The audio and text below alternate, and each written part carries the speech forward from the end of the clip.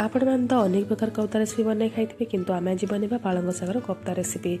बनवा बहुत सहज खावा बहुत टेस्टी लगी थाए।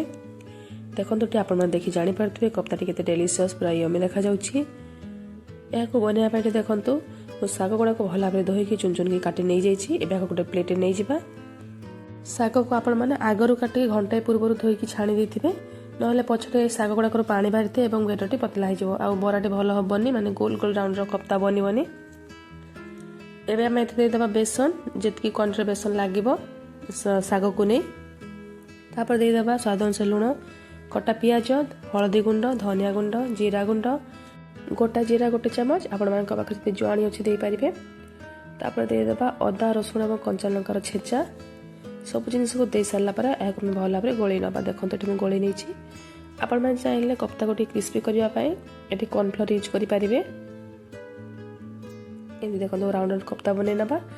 तापर गैस ऑन कर कड़े बसई ना तेल आड कर तेल भल भाव गरम हो गला एमती आम कफ्ता गुड़ाक यही साइज छाणी ना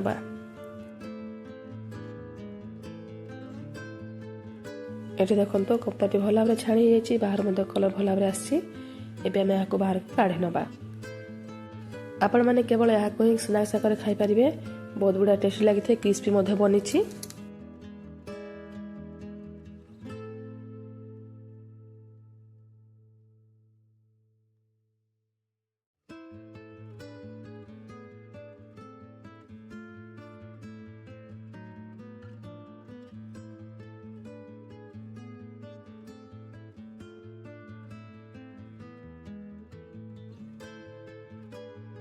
ये तो आम ड्राई कफ्ता रेडी हो गला। एबे चलो तुम यहाँ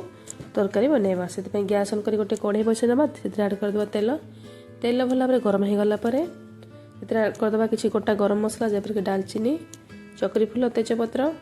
तापर किसी गुंड मसला देदेबा जैसे धनिया गुंड जीरा गुंड हलदी गुंड लंका गुंड और 2 चामच किचन किंग मसला मसला को किसी समय भाजीदेवा मसला टी भाजी हो गला अदा रसुण कंचा लंका छेचा को देदेबा ताको किसी समय भाजवा रसुण अदा टी भाजी गला कटा पियाज और टमाटो को देदेबा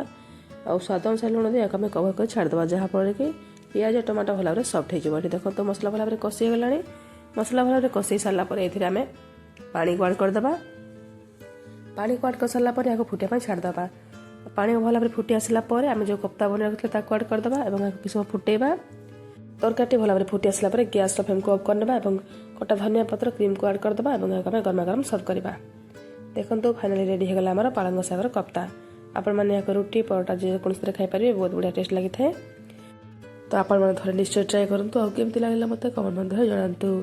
जदि भल लगी थाए मो चैनल को लाइक सब्सक्राइब कर दिंतु। जय जगन्नाथ।